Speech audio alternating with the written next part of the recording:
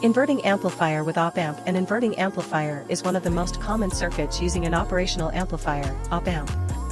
In this configuration, the input signal, VIN, is connected to the inverting input of the op-amp, while the non-inverting, plus, input is grounded.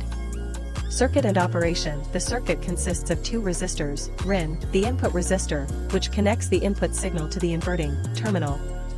RF, the feedback resistor, which connects the output back to the inverting terminal.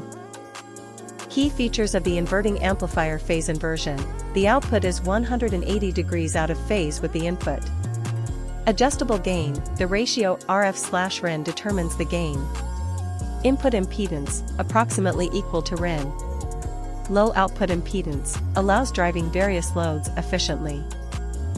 Condition for an inverting amplifier to act as a negative buffer. An inverting amplifier becomes a negative buffer when its voltage gain is -1.